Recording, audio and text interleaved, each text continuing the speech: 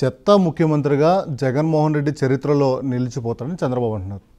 చెత్త మనుషులకి చెత్తలాగానే కనిపిస్తుంది అన్న. ఇప్పుడు జగన్మోహన్ రెడ్డి అనేటటువంటి వ్యక్తి ఒక స్టాల్వర్డ్, అర్థమైందా? ఆయన విజన్ కానీ, ఆయన తీసుకునేటువంటి స్టెప్స్ కానీ, ఆయన ధైర్యం, తెగింపు, ఒక మనిషిని చూస్తే వీనిలాగా మనం బతకాలరా అనిపించాలా. ఎవరైనా చూస్తే వాడిని ఎమ్యులేట్ చేయాలనిపించాలా, అతను మాట్లాడే విధానాన్ని మనం మాట్లాడాలనిపించాలా.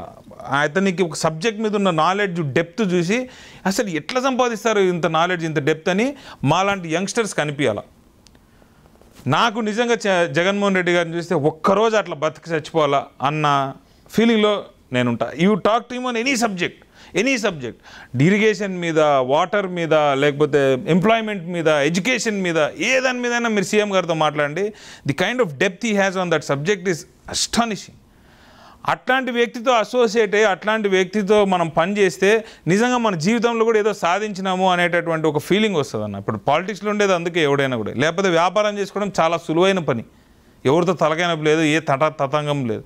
చంద్రబాబు నాయుడు గారితో ఎట్లా చేస్తారన్న ఎవరైనా, ఆయనతో ఎందుకు అసోసియేట్ అవుతారో నాకు ఓన్లీ స్కామ్స్టర్స్ అసోసియేట్ అవుతారు చంద్రబాబు నాయుడు గారితో. ఎందుకంటే వాళ్ళన్నీ గ్రాఫిక్స్ చూపిస్తారు, ఆ గ్రాఫిక్స్కి ఒక రేట్ వేస్తారు, ఆ రేట్ వేసిన దానికి నీకు ఇంత పర్సంటేజ్ అని వస్తుంది. అంతకు మించి గ్రౌండ్ మీద మనకు రియాలిటీ తెలిసిన వాడు చంద్రబాబు నాయుడు గారితో అసోసియేట్ కాడు అని నేను అనుకుంటాను. దోమల మీద దండయాత్ర ఇట్లా చాలా ఉన్నాయి వాళ్ళ స్కీమ్లు, ఏవో ఆ నీరు చెట్టు, ఇవన్నీ దీనివల్ల ఏం లాభం? ఒక్కడికన్నా, ఒక్క ప్రజానికంలో ఒక్క మనిషికైనా దీనివల్ల లాభం అని చెప్పమనండి. ఆ పని చేసింటే మంచిదే.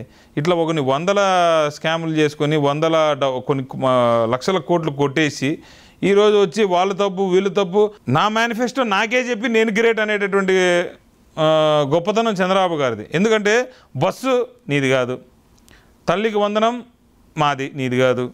ఇంకోటి ఏదో పెట్టినారు ఆయన మళ్ళీ రేవంత్ రెడ్డి, గ్యాస్ సిలిండర్ కాంగ్రెస్ వాళ్ళది, అది నీది కాదు.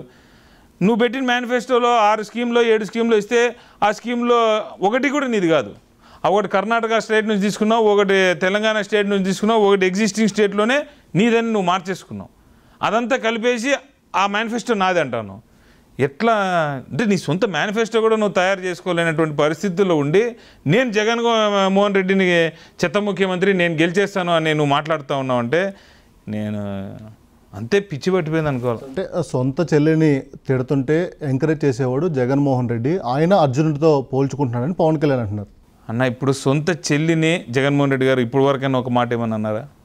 సొంత చెల్లె ఇంకా ఎవరెవరో మాటలు విని అనవసరంగా జగన్మోహన్ రెడ్డిని అసభ్యకరంగా సొంత అన్నాని కూడా వదిలేసి జగన్ రెడ్డి అది ఇది అని మాట్లాడి నువ్వు మా కుటుంబాన్ని చీల్చినావు, మా అమ్మకు తెలుసు అని పబ్లిక్గా అఫెండ్ చేస్తూ ఉంది. అయినా కూడా ఈరోజు వరకు జగన్మోహన్ రెడ్డి గారు ఒక్క మాట కూడా ఆమె గురించి ఎక్కడ మాట్లాడలేదు, ఆమె గురించి ఎక్కడ తప్పుగా ఆయన ప్రస్తావించలేదు. నేను అడిగేది ఒకటే, జగన్మోహన్ రెడ్డి గారు ఏం తప్పు చేసినారు? ఏ రకంగా మీరు జగన్మోహన్ రెడ్డి గారు మీ ఫ్యామిలీని చీల్చినారని మీరు మాట్లాడుతూ ఉన్నారు ఈరోజు?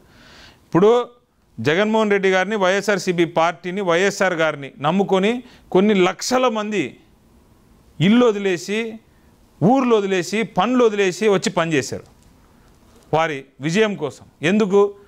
వైఎస్ రాజశేఖర రెడ్డి గారి మీద అభిమానం, ఆయన కుటుంబానికి జరిగినటువంటి అన్యాయం ఆ టైంలో వాటిని చూసి కొన్ని లక్షల మంది వచ్చి జగన్మోహన్ రెడ్డి గారి కోసం పనిచేశారు. మీరు యాజ్ ఎ ఓన్ సిస్టర్, ఆ కుటుంబంలో జగన్మోహన్ రెడ్డి గారికి ఓన్ సిస్టర్ కాబట్టి మీరు దాన్ని మీరు క్యాంపెయిన్ చేసి లీడ్ చేశారు. దాన్ని కూడా మీరు స్వార్థపూర్వకంగా చూసి ఈరోజు దాన్ని కూడా నాకు దాంట్లో వాటా రావాలి, నాకు దాంట్లో షేర్ రావాలి అంటే ఇప్పుడు నా కోసం, నా గెలుపు కోసం నా భార్య కూడా తిరుగుతుందండి కాన్స్టిట్యున్సీలో. నా భార్య కూడా ఇంటింటికి చీరించుకుంటే అమ్మ మమ్మల్ని మాకు ఈసారి ఆశీర్వదించండి, మాకు ఈసారి మీరు ఓటేయండి అని అడుగుతుంది. ఇప్పుడు రేపు పొద్దున్న గెలిచిన తర్వాత ఉన్న మార్కెట్ కమిటీ పోస్టో, ఎంపీపీ పోస్టో, ఇంకో పోస్ట్ తీసి నా భార్యకు నేను ఇచ్చేయాలనా? అంటే నా కార్యకర్తలు ఏం కావాలి? మరి సేమ్ థింగ్ కదా. ఉండే పోస్టుని చెల్లెలకి ఇస్తే మరి కార్యకర్తలు ఏం కావాలా? ఎంతమంది నమ్ముకొని జగన్మోహన్ రెడ్డి ఎన్నికలు నడిచారు? కొన్ని లక్షల మంది నడిచారు జగన్మోహన్ రెడ్డి ఎన్నికల. వాళ్ళందరూ ఏమైపోవాలా? ఇది కూడా కుటుంబ రాజకీయం లాగా ఏ కాంగ్రెస్ పార్టీనో లేకపోతే పక్కన ఉండేటటువంటి తెలంగాణ పార్టీ లెక్క అయిపోతే మళ్ళీ ఏమంటావు? అంతా ఇంట్లోనే ఇచ్చుకున్నావు, కొడుకు ఈ పక్క తింటున్నాడు, చెల్లెలు ఆ పక్క తింటుంది, ఆ అమ్మ ఈ పక్క తింటుందని వీళ్ళే మాట్లాడతారు. షర్మిలమ్మకు అన్యాయం చేసినారు అనేటటువంటి వాళ్ళు ఆ రోజు దీని సగం డబ్బు చెల్లెలు తినింది, సగం డబ్బులు అన్న తిన్నాడు, సగం డబ్బులు తల్లి తిన్నారని మళ్ళీ ఈ కుటుంబం మీదనే నిందేస్తారు. అందుకు మీకు ఏమన్నా ప్రాబ్లమ్స్ ఉంటే అవి నాకు తెలియదు, వాట్ ఎవర్ ఇట్ ఈస్, అది బిహైండ్ ద సీన్ జరగాలి తప్పితే దాన్ని ఏదో తీసుకొని వచ్చి నేను జగన్మోహన్ రెడ్డి గారి కోసం ఇంత కష్టపడినాను, నాకు అన్యాయం చేసినారంటే మా జగన్మోహన్ రెడ్డి గారి కోసం కొన్ని లక్షల మంది కష్టపడినారు, దాంట్లో మీరొకరు అంతే. ప్రతి ఒక్కరికి కూడా ఆయన నమ్ముకున్నందుకు మంచే జరిగింది, మీకు కూడా జరిగింది, మీరు చెప్పడం లేదు అంతే. మీకు అధికారంగా మీకు ఇంకా ఏదైనా కావాలంటే మీరు మాట్లాడుకోండి, కానీ అనవసరంగా ఈరోజు మీకు పిసిసి చీఫ్గా ఇచ్చారని చెప్పి అనవసరమైన అబద్ధపు అభాండాలు జగన్మోహన్ రెడ్డి గారి మీద వేయడం కరెక్ట్ కాదని నా ఫీల్.